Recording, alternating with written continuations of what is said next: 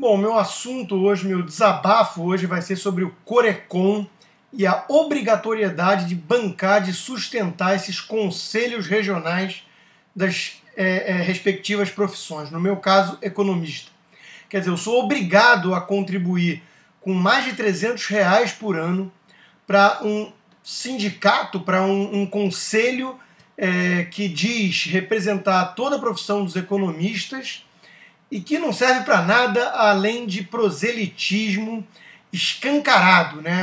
Eu recebo um jornaleco do Jornal dos Economistas, do Corecon e Sindicom. Está aqui um exemplo que por acaso veio hoje. Eu vou falar um pouquinho do conteúdo que está aqui dentro, mas eu podia pegar qualquer edição desse jornal. Já teve edição defendendo Hugo Chávez e por aí vai. Esse aqui escolheu o tema da privatização. É realmente uma maravilha a gente folhear isso aqui e descobrir, por exemplo, que um certo senhor aqui diz o seguinte: os privatistas, de alguma forma, conseguiram, naquele momento, da época da desestatização, né, convencer parcelas importantes da sociedade de que o Estado era incompetente. A história tem desmoralizado essa tese. Olha o que eu sou obrigado a sustentar com mais de R$ 300, né? Um artigo desse gabarito, dizendo que os privatistas, quer dizer, você já vê todo o teor ideológico, proselitista dessa porcaria, desse lixo, né?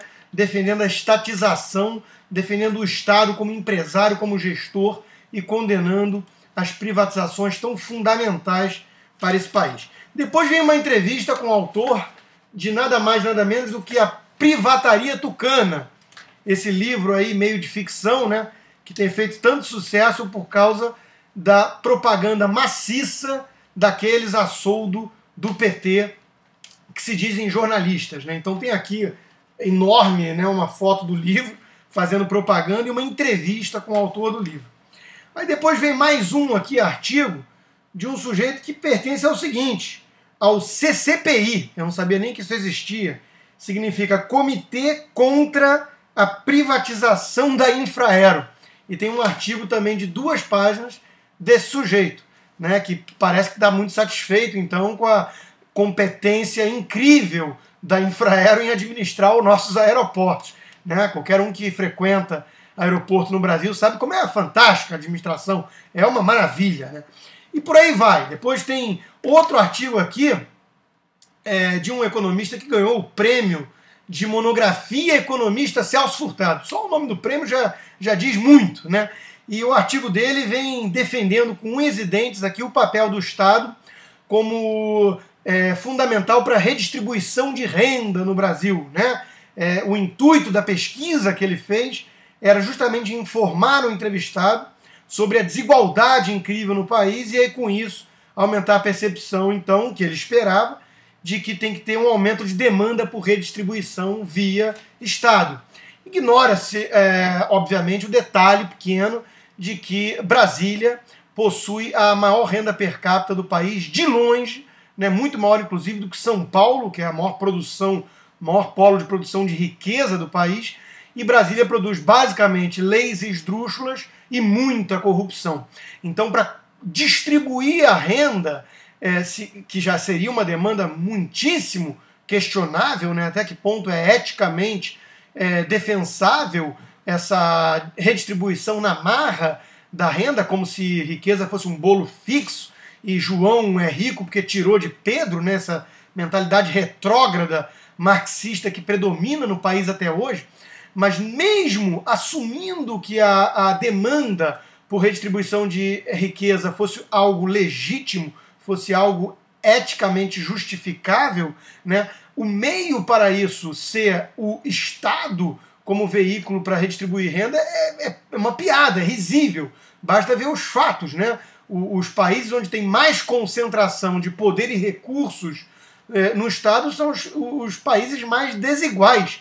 Né? Brasília está aí concentrando renda há décadas e décadas com esse discurso altruísta e igualitário de redistribuição de renda.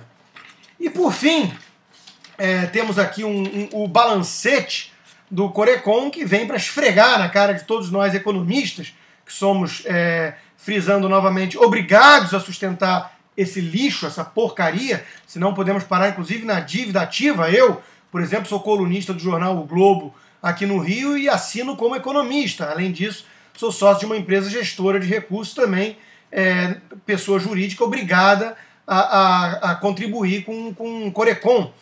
Se eu parar de bancar esses mais de R$300 por ano que eu mando para isso aqui, né, para defender Hugo Chávez, privataria tucana, né, o livro e o autor da privataria tucana e pessoas que fazem parte de sindicato para manter a infraero estatal, se eu parar de bancar isso aqui, eu posso parar lá na dívida ativa e ter problemas sérios. Mas está aqui o balancete para finalizar o meu desabafo de hoje.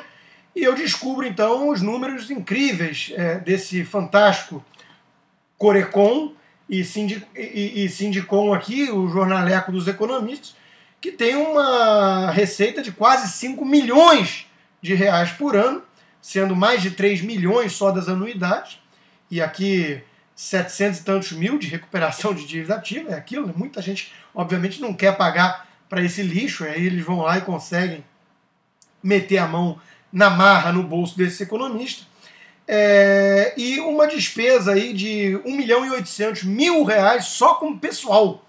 Resumo da ópera, nós economistas somos obrigados a gastar mais de R$300 por ano, o que somando tudo dá quase 5 milhões de reais de receita para isso aqui, para pagar quase 2 milhões de reais de um pessoal que fica fazendo proselitismo ideológico e propaganda partidária, inclusive, para defender, então, esses partidos que têm essa mesma mentalidade, obviamente, de concentrar cada vez mais poder e riqueza nas mãos dos burocratas e políticos que há anos e anos, eu repito, estão aí concentrando renda e fazendo um modelo de mega corrupção nesse país, que é o típico modelo de países onde tem esse grau de concentração de poder e riqueza na mão do governo.